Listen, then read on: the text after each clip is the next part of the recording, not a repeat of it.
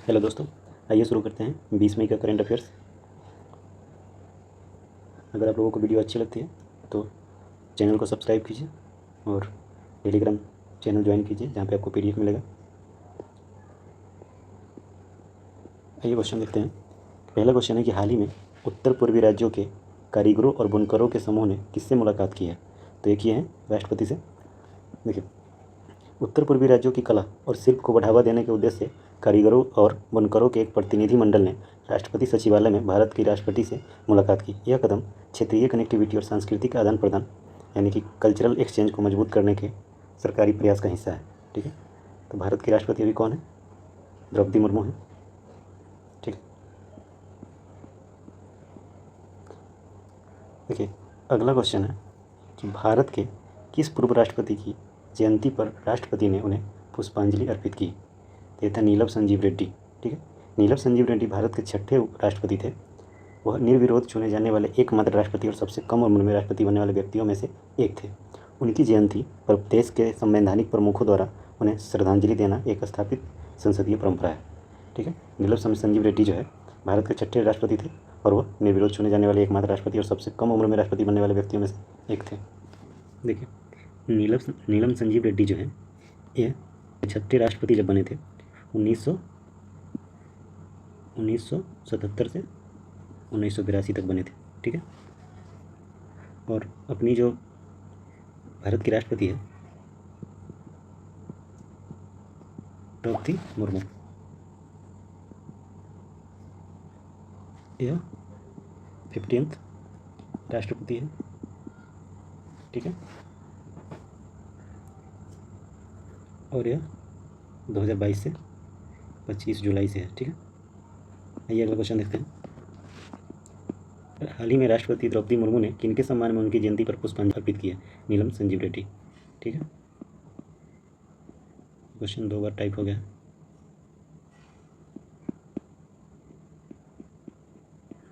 देखिए, चौथा क्वेश्चन है कि उपराष्ट्रपति सचिवालय से। चौथा क्वेश्चन है, उपराष्ट्रपति श्री जगदीप धनखड़ ने हाल ही में किस पूर्व केंद्रीय मंत्री और उत्तराखंड के पूर्व मुख्यमंत्री के निधन पर शोक व्यक्त किया? यह है मेजर जनरल बीसी खंडूरी, जो कि सेवानिवृत्त है। ठीक है, देखिए मेजर भुवन चंद्र, बीसी का फुल फॉर्म है भुवन चंद्र खंडूरी, ये उत्तराखंड के मुख्यमंत्री रह चुके हैं और भारतीय सेना में मेजर जनरल के पद से सेवानिवृत्त हुए थे। ठीक है, मतलब रिटायर्ड है। इनका जो योगदान था अटल बिहारी वाजपेयी की सरकार में सड़क परिवहन मंत्री के रूप में। ठीक है, और स्वर्णिम चतुर्भुज परियोजना में इनका महत्वपूर्ण योगदान माना जाता है। ठीक है, देखिए इनका जो निधन हुआ है अभी 19 मई 2026 को 91 वर्ष की आयु में इनका देहरादून के ही मैक्स हॉस्पिटल में हुआ है। ठीक है, देहरादून के प्राइवेट हॉस्पिटल जो कि है मैक्स हॉस्पिटल। ठीक है, देखिए उत्तराखंड में जो मुख्यमंत्री पद पर जब रहे थे, ये रहे थे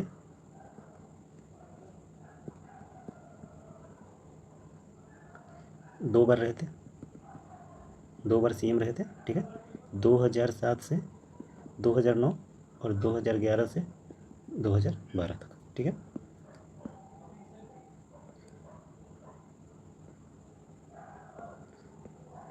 अगला क्वेश्चन है लोकसभा सचिवालय से है कि लोकसभा अध्यक्ष श्री ओम बिरला ने किस पूर्व लोकसभा अध्यक्ष की जयंती पर उन्हें श्रद्धांजलि दी है? तो यह है डॉक्टर नीलम संजीव रेड्डी। इनका जो सीएम का कार्यकाल था वो कितना था? 1977 से 1982। अभी पीछे वाले क्वेश्चन में देखे थे, ये निर्विरोध जो राष्ट्रपति बने थे और भारत के पहले राष्ट्रपति जो निर्विरोध बने थे और छठे राष्ट्रपति थे। ठीक है, नीलम संजीव रेड्डी जो थे ये 6th प्रेसिडेंट थे, राष्ट्रपति थे। ठीक है, और देखिए यह 2 बार लोकसभा अध्यक्ष भी रह चुके हैं। लोकसभा अध्यक्ष कितने बार? स्पीकर लोकसभा स्पीकर जो है 2 बार रह चुके हैं, 1967 से 1969 और 1977 में। ठीक है, तो ये नीलम संजीव रेड्डी 2 बार लोकसभा अध्यक्ष रहे हैं। न केवल राष्ट्रपति थे बल्कि संसदीय इतिहास में भी उनका प्रमुख स्थान रहा है। और अभी लोकसभा अध्यक्ष जो है श्री ओम बिरला ने किस पूर्व लोकसभा अध्यक्ष की जयंती पर उन्हें श्रद्धांजलि दी है? तो नीलम संजीव रेड्डी। इनका जो जन्म हुआ था नीलम संजीव रेड्डी का, वो हुआ था 19 मई 1913। ठीक है, अगला क्वेश्चन है कि प्रधानमंत्री ने धरती माता के प्रति सम्मान व्यक्त करते हुए किस संस्कृत सुभाषितम श्लोक के भाव को साझा किया है? यह माता भूमि पुत्रोह पृथ्व्या। ठीक है, तो इसका जो अर्थ है, भूमि मेरी माता है और मैं पृथ्वी का पुत्र हूँ। अथर्ववेद से उद्धृत है ये लाइन।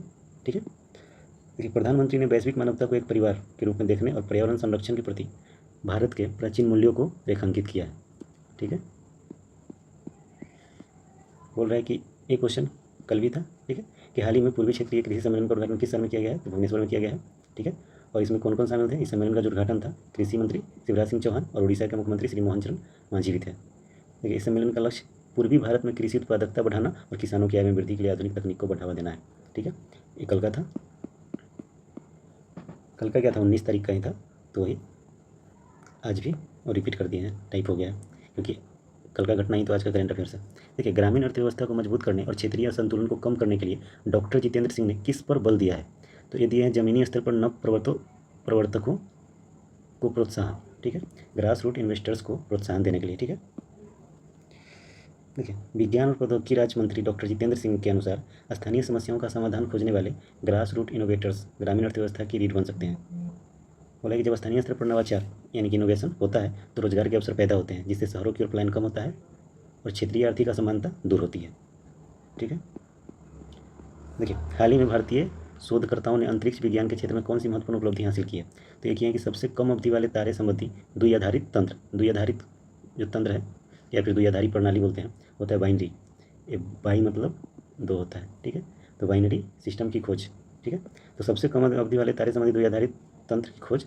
देखिए भारतीय वैज्ञानिकों ने एक ऐसे बाइनरी सिस्टम यानी कि 2 तारे का समूह जो एक दूसरे के चक्कर लगाते हैं की पहचान की, जिसकी कक्षीय अवधि अत्यंत कम है। देखिए ऐसी खोजें तारों के विकास और गुरुत्वाकर्षण तरंगों को समझने में मदद करती है। यह वैश्विक स्तर पर भारत की बढ़ती अंतरिक्ष अनुसंधान क्षमता को दर्शाता है। 10 नंबर क्वेश्चन है कि भारत ने किस देश के साथ विज्ञान और नवाचार के क्षेत्र में रणनीतिक साझेदारी को मजबूत करने के लिए द्विपक्षीय समझौते पर हस्ताक्षर किए हैं? ये भी क्वेश्चन अभी हाल ही में घटना चल ही रहा है तो इसी से रिलेटेड है, तो यह है नॉर्वे का। ठीक है, भारत ने किस देश के साथ विज्ञान और नवाचार के क्षेत्र में रणनीतिक साझेदारी को मजबूत करने के लिए द्विपक्षीय समझौता हस्ताक्षर किया है? तो यह अपना नॉर्वे। देखिए भारत और नॉर्वे के बीच यह सहयोग मुख्य रूप से नीली अर्थव्यवस्था यानी कि ब्लू इकोनॉमी, नवीकरणीय ऊर्जा और जलवायु परिवर्तन से निपटने के लिए तकनीक साझा करने पर केंद्रित है। देखिए इसका रणनीतिक दृष्टिकोण क्या है कि द्विपक्षीय समझौते के माध्यम से दोनों देश अनुसंधान और विकास में एक दूसरे के संसाधनों और विशेषज्ञता का लाभ उठाएंगे। ठीक है, R&D क्या है? रिसर्च एंड अनुसंधान और विकास डेवलपमेंट। ठीक है, अगला क्वेश्चन है कि ग्रामीण अर्थव्यवस्था को मजबूत करने और क्षेत्रीय असंतुलन को कम करने के लिए किनके योगदान पर जोर दिया गया है? तो यह जमीनी स्तर के नवनिवेशकों मतलब होता है ग्रास रूट इन्वेस्टर्स। ये तो अभी भी पढ़े हैं, ये भी रिपीट हो रहा है क्वेश्चन। ठीक है, देखिए भारत ने किस देश के साथ ब्लू इकोनॉमी और विज्ञान नवाचार के क्षेत्र में रणनीतिक साझेदारी को मजबूत किया है? यह है अपना नॉर्वे। ठीक है, तो इसमें फोकस क्या क्या किया गया है? ग्रामीण नवाचार और क्षेत्रीय समानता, अंतरिक्ष द्विआधारी तंत्र की खोज, अंतरिक्ष से रिलेटेड जहाँ पे तारा जो 2 है एक दूसरे को चक्कर लगाते हैं। ठीक है, भारतीय नॉर्वे विज्ञान और नवाचार साझेदारी। ठीक है, तो ये तीनों चीज़ कवर हुआ है अभी, तो ये तीनों पॉइंट से मतलब क्वेश्चन अभी पूछा गया है, तो इसका ये शॉर्ट फॉर्म है ताकि आपको याद रहे। देखिए कोयला मंत्रालय से क्वेश्चन है कि मध्य प्रदेश की किन खदानों से हाल ही में कोयले का उत्पादन शुरू हुआ है? यह उर्टन और धिरौली से। ठीक है, कोयला मंत्रालय की पहल के तहत मध्य प्रदेश की उर्टन और धिरौली खदानों से उत्पादन शुरू होना भारत की ऊर्जा सुरक्षा और आत्मनिर्भरता की दिशा में एक महत्वपूर्ण कदम है। देखिए वाणिज्य एवं उद्योग मंत्रालय, केंद्रीय मंत्री पीयूष गोयल ने किस बात पर जोर देते हुए उद्योग सरकार सहयोग को मजबूत करने का आह्वान किया है? ठीक है, तो यह वैश्विक अनिश्चितताओं को अवसरों में बदलने पर। ठीक है, वाणिज्य मंत्री ने स्पष्ट किया कि वर्तमान समय में दुनिया में जो आर्थिक अस्थिरता है उसे भारत सरकार और उद्योग जगत मिलकर एक अवसर यानी कि अपॉर्चुनिटी के रूप में देख सकते हैं ताकि विकास को सुदृढ़ किया जा सके। देखिए, रक्षा मंत्री राजनाथ सिंह ने किस देश के उप प्रधानमंत्री और रक्षा मंत्री जनरल फान वान जियांग के साथ द्विपक्षीय वार्ता की है? तो एक ये है वियतनाम के साथ। यह जो वार्ता है हनोई, जो कि वियतनाम की राजधानी है हनोई, ठीक है, में आयोजित की गई। वियतनाम भारत की एक्ट ईस्ट पॉलिसी के तहत प्रमुख स्तंभ है और रक्षा के क्षेत्र में दोनों देशों के बीच सहयोग लगातार बढ़ रहा है, ठीक है। देखिए, वियतनाम जो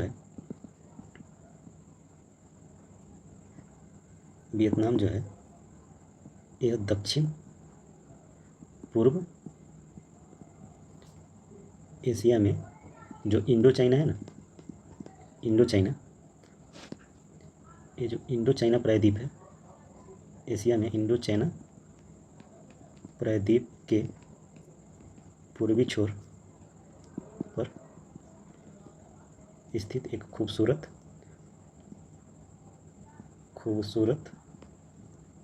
और तेजी से विकसित होने वाला देश है, ठीक है। वियतनाम जो है कि दक्षिण पूर्व एशिया में इंडो चाइना प्रायद्वीप के पूर्वी छोर पर स्थित एक खूबसूरत और तेजी से विकसित होने वाला देश है, ठीक है। वियतनाम का जो सबसे बड़ा शहर है, यहाँ पे जो सबसे बड़ा शहर है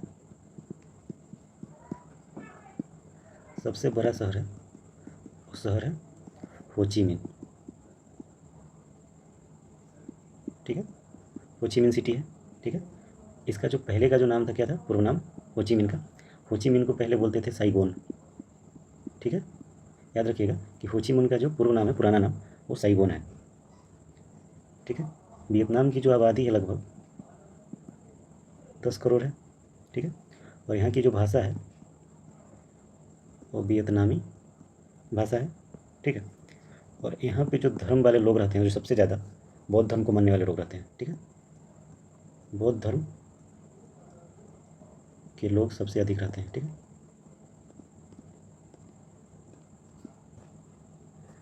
और यहाँ की जो मुद्रा है, ये मुद्रा है वियतनामी डोंग, ठीक।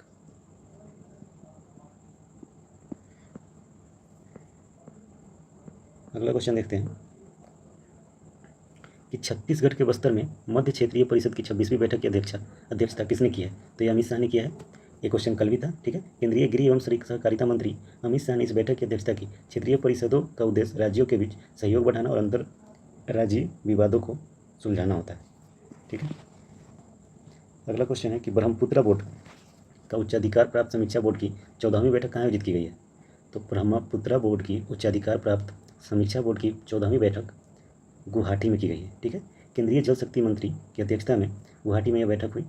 ब्रह्मपुत्र बोर्ड मुख्य रूप से पूर्वोत्तर भारत में बाढ़ नियंत्रण और नदी तट के प्रबंधन के लिए कार्य करता है, ठीक है। देखिए, केंद्रीय जल शक्ति मंत्री जो है अभी श्री CR पाटिल है, ठीक है। श्री CR पाटिल केंद्रीय जल शक्ति मंत्री पार्टी के जल शक्ति मंत्री श्री CR पाटिल हैं। और यह जो विशेष बैठक 14वीं बैठक थी, वहाँ पर CR पाटिल भी थे और गजेंद्र सिंह शेखावत, जो कि ये हैं केंद्रीय संस्कृति एवं पर्यटन मंत्री, ठीक है। गजेंद्र सिंह शेखावत केंद्रीय संस्कृति एवं पर्यटन मंत्री हैं। ये दोनों इस जो उच्चाधिकार प्राप्त समीक्षा बोर्ड जो था 14वीं जो आयोजित की गई थी, वहाँ पे ये दोनों थे, ठीक है। देखिए, ब्रह्मपुत्रा बोर्ड जो है, यह अधिनियम ब्रह्मपुत्र बोर्ड अधिनियम ये 1980 के तहत की गई थी, ठीक है। मतलब 1980 में शुरू की गई, इसका गठन हुआ था, ठीक है। इसका जो मुख्य उद्देश्य है ब्रह्मपुत्रा बोर्ड की उच्चाधिकार प्राप्त बोर्ड जो है, इसको इंग्लिश में लिखेंगे हाई पावर रिव्यू बोर्ड, यानी कि HPRB, ठीक है, HPRB।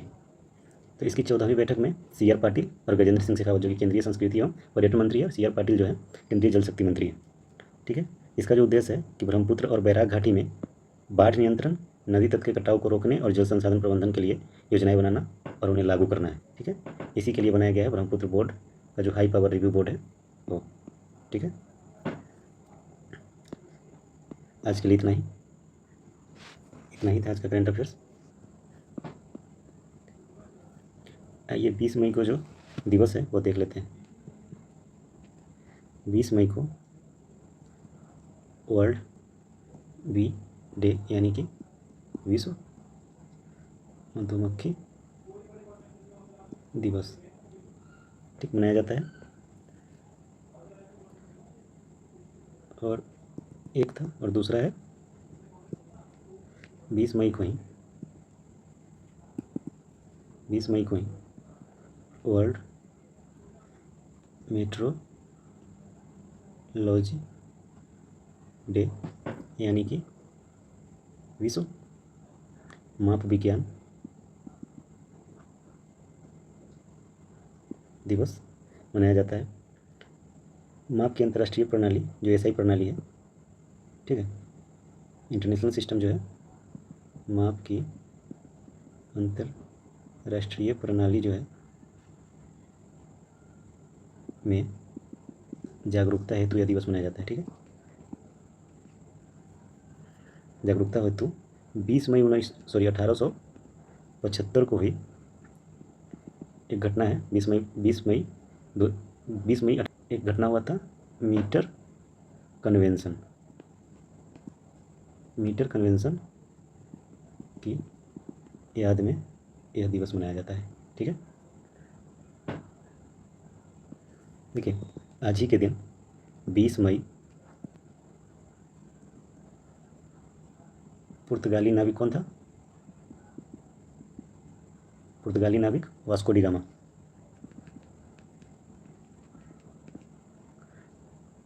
Vasco D gamma Kerala के कोझिकोड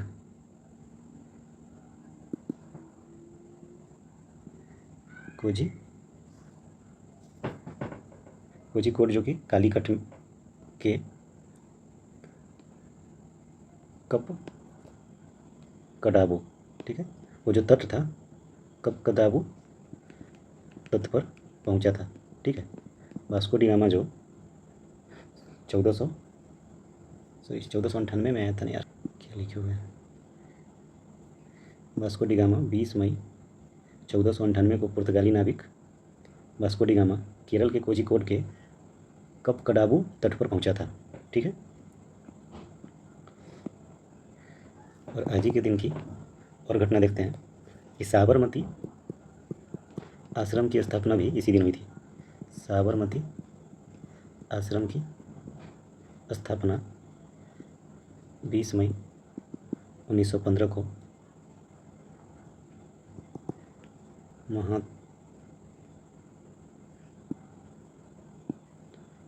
महात्मा गांधी ने अहमदाबाद में कौन सा आंदोलन किए थे? सत्याग्रहाश्रम, जो बाद में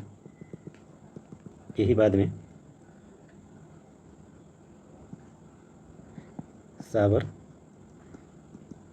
आश्रम के नाम से प्रसिद्ध हुआ। ठीक है, अब देखिए एक और है कि 20 मई 1992 को ASLV का प्रक्षेपण हुआ था। ठीक है, 20 मई 1992 को भारत के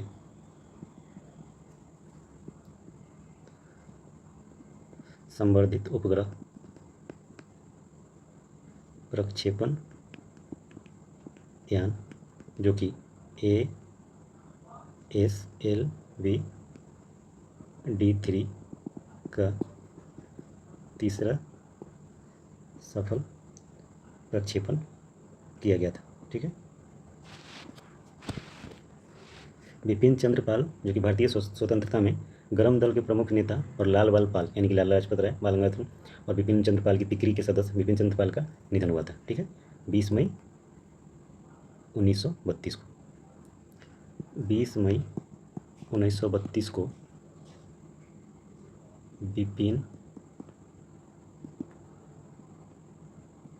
चंद्र पाल का निधन हुआ था। ठीक है, 20 मई के दिन ही 1929 में चंपारण सत्याग्रह कब हुआ है? 1917 में जो हुआ था। चंपारण सत्याग्रह के लिए जो महात्मा गांधी को आमंत्रित करने वाले प्रमुख स्वतंत्रता सेनानी जो थे राजकुमार शुक्ल, उनका निधन हुआ था। के लिए आमंत्रित करने वाले प्रमुख स्वतंत्रता सेनानी राजकुमार शुक्ल का निधन हुआ था। ठीक है, तो बहुत बहुत धन्यवाद। आज के लिए इतना ही।